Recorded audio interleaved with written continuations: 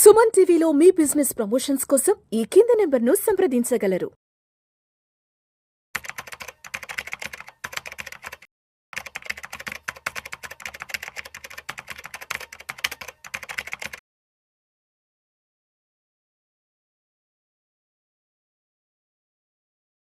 Sir Anil గారు నమస్తే sir. నమస్కారం విష్ణు గారు. అనిల్ గారు welcome to Vishnu talk sir. Thank you అండి, ఇక్కడికి పిలిచారు.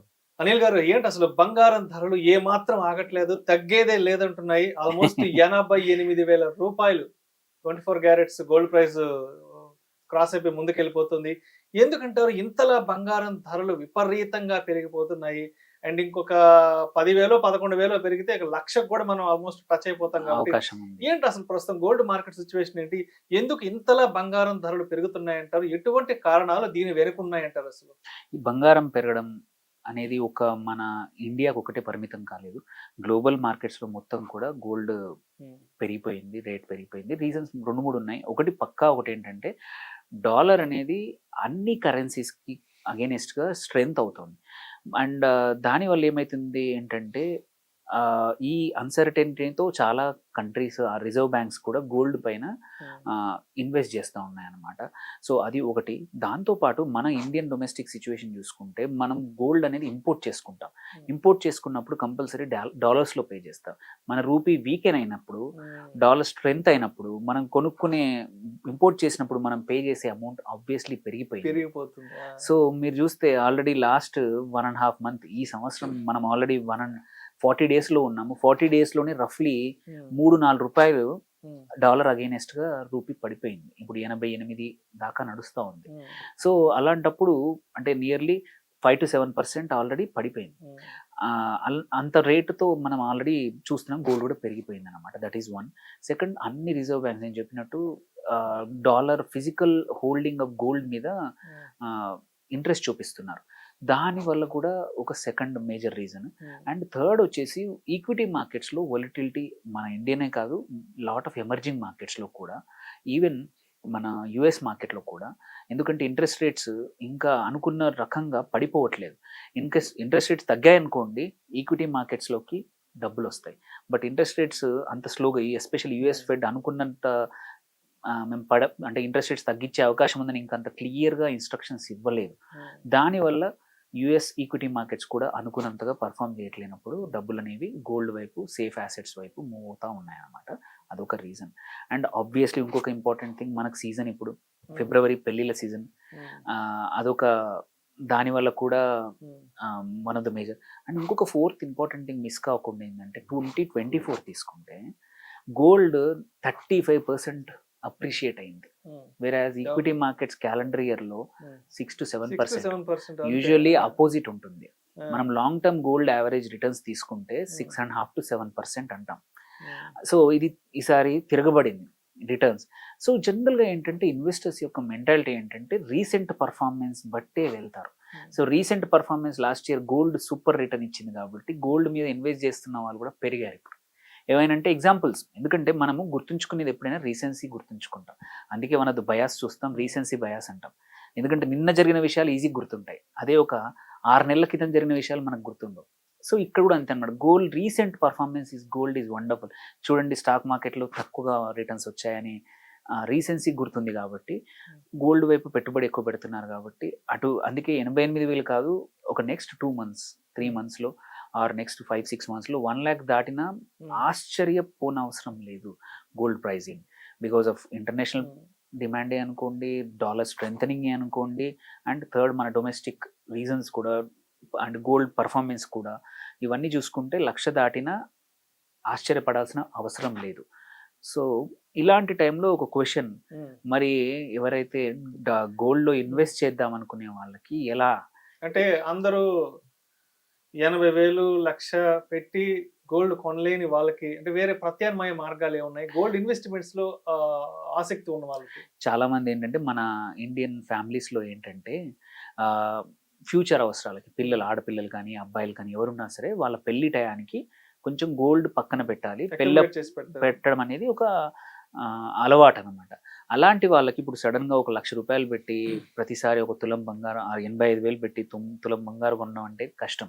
అలాంటప్పుడు ఏంటంటే మన క్రమానుగత పెద్ద పెట్టుబడి అవుతుంది, ఎస్ఐపి ద్వారా మ్యూచువల్ ఫండ్స్లో పెట్టుకోవచ్చు అండ్ ఈటీఎఫ్స్లో పెట్టుకోవచ్చు.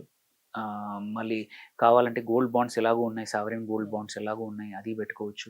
ఇప్పుడు కొత్తగా డిజిటల్ గోల్డ్ అని ఉంది, వాటిలో కూడా పెట్టుకోవచ్చు. ఏంటంటే అడ్వాంటేజ్ ఏంటంటే మీకు ఎంత చిన్న అమౌంట్ అయినా సరే, 1 గ్రాము 2 గ్రాముల్లో కాకుండా డబ్బులు రూపాయలు 50,000, 10,000, 5,000, 20,000 ప్రతి మంత్ పెట్టాలంటే ప్రతి మంత్ పెట్టుకోవచ్చు.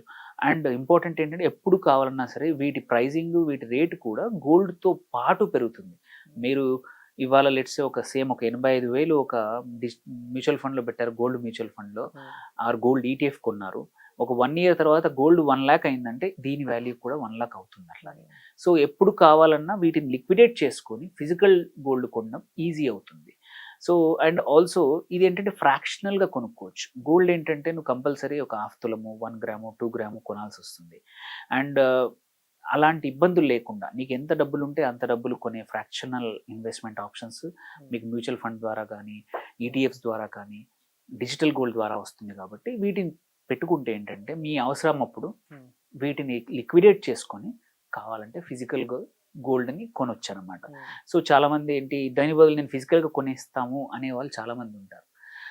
ఎస్, దట్ ఈస్ అంటే ఫిజికల్గా కొనుక్కోవడం మంచిది, కానీ ఫిజికల్గా దానికి కొన్ని ఇబ్బందులు ఎలాగో తెలుసు మనకి. సెక్యూరిటీ కానీ, సేఫ్టీ కానీ అండ్ క్వాలిటీ. ఇప్పుడు ఇప్పుడు కొనడానికి ఇప్పుడు ఏదైనా ఆర్టికల్ కొందామని చూస్తాం, అందులో ప్యూరిటీ ఏంటో తెలియదు. ఈ ప్యూరిటీ రేపు ఇచ్చినప్పుడు వాడు ఎంతగా కన్సిడర్ చేస్తారు, ఎక్స్చేంజ్ కిందో అవన్నీ ఇబ్బందులు ఉన్నాయి. సగం పోతుంది. ఎస్, అలాంటప్పుడు ఏంటంటే సింపుల్గా వీటిని కొనుక్కొని ఎప్పుడైతే అవసరం ఉందో, ఒక పెళ్లి ముందు, ఏదైనా ఒక ఫంక్షన్ ముందు మనం కావాలన్నప్పుడు దీన్ని లిక్విడేట్ చేసుకొని ఆ రోజు రేట్ సేమ్ రేట్ వస్తుంది మనకి, ఆ రోజు కొనుక్కోవడం ఉత్తమం అనమాట. సో ఇట్లాంటి ఆప్షన్స్ ఉన్నాయి. గోల్డ్ మాత్రం ఎవరికైనా కొనే సిచ్యువేషన్ మాత్రం కొనాలనుకుంటే మాత్రం ఇప్పటికీ ఇంకా పెట్టుబడి పెట్టవచ్చు. కాకపోతే ఏంటంటే దెర్ ఈజ్ ఇంకొక వర్షన్ ఏంటంటే గోయింగ్ ఫార్వర్డ్ ప్రాబ్లీ ఒకసారి ఇంట్రెస్ట్ రేట్స్ తగ్గాక యూజువలీ ఇట్లా గోల్డ్ ప్రైజింగ్ పెరగడం అనేది అన్యూజువల్ కాదు, సైక్లికల్. గోల్డ్ ఎప్పుడు చూసినా సరే ఈక్విటీకి ఆపోజిట్గా పర్ఫామ్ చేస్తుంది. మీరు చూసుకుంటే లాంగ్ టర్మ్లో 6 to 7% ఇవ్వడం అనేది అయితే హిస్టరీ డేటా ఉందో అలాగే చేయొచ్చు. Second half late second half మళ్ళీ గోల్డ్ తగ్గిపోయే అవకాశం ఉందని కూడా చాలామంది అనాలిసిస్ నడుస్తూ ఉంది. సో బట్ టెంపరీ మాత్రం నెక్స్ట్ ఫ్యూ మంత్స్ మాత్రం గోల్డ్ విల్ గ్రో. సో మనం ఎవరైతే ఇన్వెస్ట్ చేద్దాం అనుకున్న వాళ్ళు చేసుకోవచ్చు. ఈవెన్ టెంపరీ ఇన్వెస్ట్మెంట్ కూడా ఈటీఎఫ్ ద్వారా లో కాస్ట్ ద్వారా మీరు మీ డిమాట్ ద్వారా గోల్డ్ ఈటీఎఫ్లు కొనుక్కొని ఎప్పుడు కావాలంటే అప్పుడు వాటి అప్రిసియేషన్ కూడా క్యాప్చర్ చేసుకోవచ్చు. టెంపరీ 1 or 2 monthsకి పెట్టుబడి పెంచుకోవచ్చు. సో ఇప్పుడు ఆల్మోస్ట్ 88,000 క్రాస్ అయిపోయింది కాబట్టి ఇంకా మిగతా 10-11,000 ఏదో ఉంది కదా. అవును. సో మరి అది అంటే 1,00,000కి రీచ్ అవ్వడానికి ఇంకా ఎన్ని నెలలు సమయం పట్టే అవకాశం ఉందంటారు? నా ఎస్టిమేట్ అయితే 2 to 3 months అండి. అంతే, 2 to 3 months లో క్యాప్చర్ అయ్యే అవకాశం. ఏప్రిల్ మే కంతా అంటిల్ ఓన్లీ థింగ్ ఏంటంటే ఓన్లీ అవ్వకపోవడానికి అంటే ఏదైనా సడన్ ఏమైనా ఈవెంట్స్ కానీ, ఆర్బీఐ మన ఎస్పెషల్లీ డాలర్ రూపీ ఫ్లక్చుయేషన్ కానీ ఏదైనా అంటే ఏమైందంటే లాస్ట్ శక్తికాంత దాస్ ఎవరైతే లాస్ట్ గవర్నర్ ఉన్నారో ఆయన రూపీని స్ట్రాంగ్ గా డిఫెండ్ చేశారు. ఎట్లా మన డాలర్ రిజర్వ్స్ ఏవైతే ఉన్నాయో వాటిని కన్జ్యూమ్ తక్కువ చేసైనా పర్లేదు, బట్ రూపీ ప్రైస్ మాత్రం స్ట్రాంగ్ గా పెట్టారు. ఇప్పుడు కొత్త ఆర్బీఐ గవర్నర్ ఏమన్నాడంటే నేను అవన్నీ చేయను, కావాలంటే రూపీ డివాల్యూ అయినా పర్లేదు, బట్ నేను ఆర్టిఫిషియల్ గా నేను రూపీ వాల్యూని మేనేజ్ చేయనని అనౌన్స్ చేశారు. బట్ ఆయనకి ఏంటంటే ఆల్రెడీ 2 నెలల్లో ఫుల్ ప్రెషర్ వస్తూ ఉంది. So there is a high chance that ఏంటంటే ఈ ఇంటర్వెన్షన్ అయితే మాత్రం స్టిల్ గోల్డ్ పెరుగుతుంది, బట్ సేమ్ రేట్లో పెరగకపోవచ్చు. ఇఫ్ ఆర్బీఐ ఇంటర్వ్యూన్ చేస్తే అదొక్కటే రిస్క్, సిస్టమిక్ రిస్క్ ఉంది. అదర్వైజ్ గోల్డ్ మాత్రం ఈ ఇయర్ మంచినే పర్ఫామ్ చేయబోతోంది మళ్ళీ. Thank you sir, thank you so much. Thank you అండి.